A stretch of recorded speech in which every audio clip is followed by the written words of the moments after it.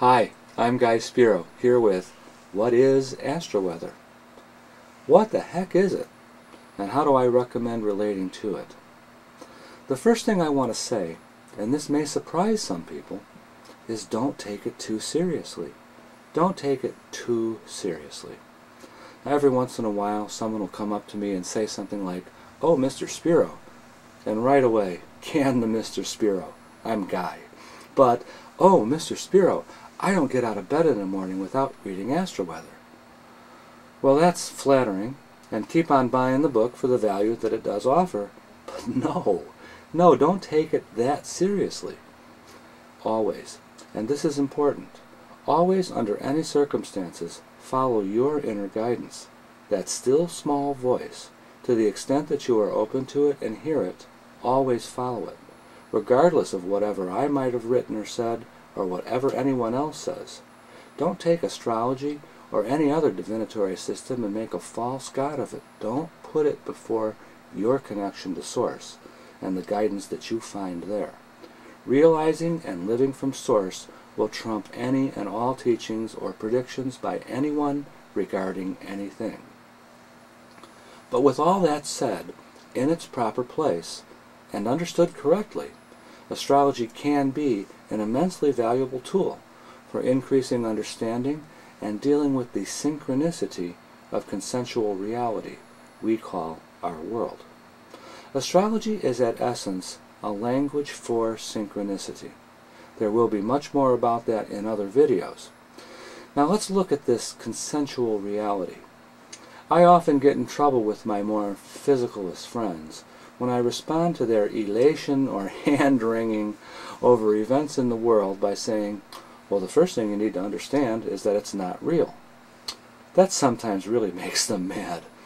But really, when you think about it, mainstream people and science well knows that the physical only appears solid and is really made up of smaller and smaller bits and particles.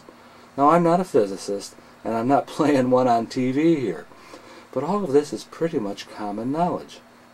The more radical of physicists will sometimes say that the universe seems to be made up of consciousness. And here's where we get closer to the point. The world that we as humans live in is as much an energy field as anything else. This consensual reality is made up of the sum total of the thoughts, feelings, and deeds of humanity. This energy field, this consensual reality, is in constant flux, always changing, shifting, with currents of thought and emotion, ideas, worries, fears, hopes, dreams, and visions. It's important to understand that our common reality, the world that we live in, is created and defined by mass consciousness. These currents are created unconsciously by most of us and somewhat consciously by media outlets of various kinds. Popular culture, advertising, political parties, religious and philosophical movements all contribute to the currents that run through mass consciousness. There is much more to talk about here, and I will be addressing these things in other videos. But how does all of this relate to astrology, and specifically to Astro-Weather? As I said a moment ago, astrology is at essence a language for synchronicity. You know synchronicity. Sometimes people refer to it as coincidence, and that is part of it, but synchronicity runs much deeper. At the least, you know how sometimes you are more in sync, catching all the green lights, or more out of sync, catching all the red ones. You're there for that phone call, or you miss the opportunity. You play well with others, or, well, not so much. You go with the flow, or you fight the current. Astro-Weather describes some of the major currents flowing through our world. I will speak at much greater length and much more deeply about what astrology is and how it really works in other videos. Now, I'm not saying that the timing of the astrological aspects are causing events or behaviors. When what I say comes across like that, it is because of the limitations of language. The planets cause nothing. They are not causative, but reflective. And the timing of the aspects reflects back to us the meanings that we've projected onto the planets, and accurately describe major currents and waves rolling through consensual reality, mass consciousness, at the times that they occur. Astro-weather is my interpretation of the timing of these aspects, or energies as I tend to call them.